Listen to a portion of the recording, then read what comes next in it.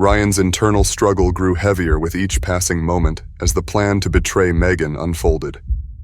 The fear of never escaping gnawed at him, yet the weight of his decision to sacrifice her began to suffocate him.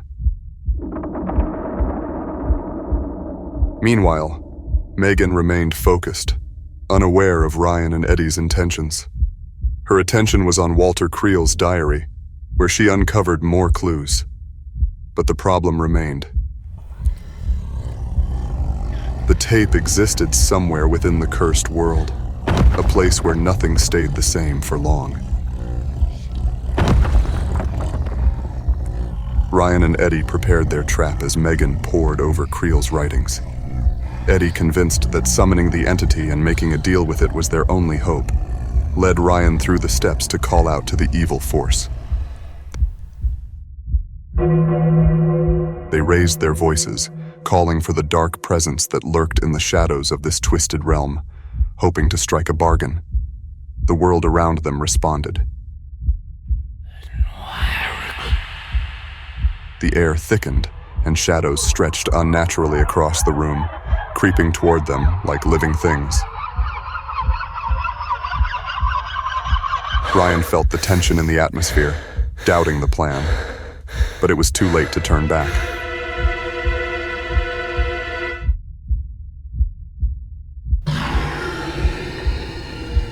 The entity made its presence known.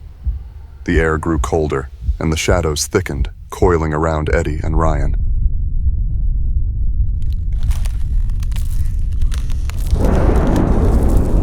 The entity did not bargain. It took.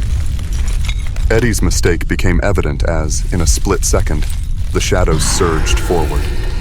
Eddie was swallowed by the darkness, his scream cut off as quickly as it had begun.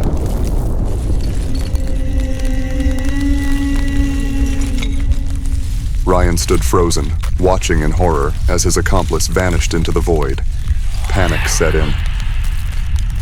Desperate to escape, Ryan turned to flee, but the entity's grip was swift. The shadows dragged him toward the abyss, and soon Ryan, too, disappeared into the consuming void.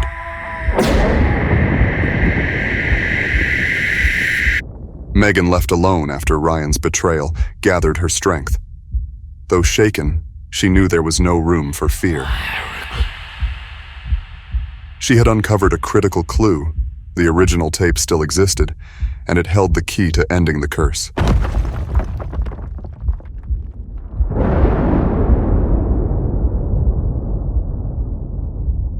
Deep in the house, she found a hidden passage leading to a long-forgotten room. There, resting on a dusty shelf, was the source of it all, the tape labeled Creel. With the tape in hand, Megan flipped through Creel's ritual notes.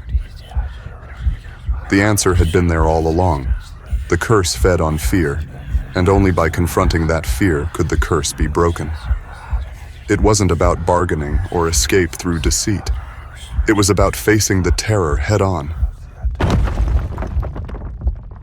She began the ritual, preparing the symbols on the floor, carefully placing candles, and repeating the ancient incantations she had discovered in the diary. The cursed world around her seemed to react.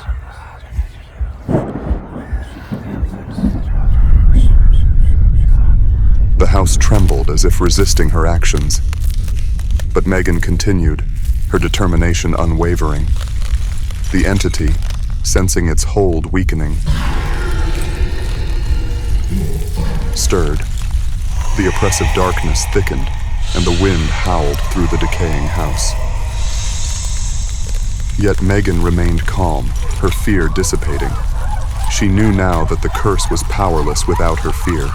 She had taken away its greatest weapon.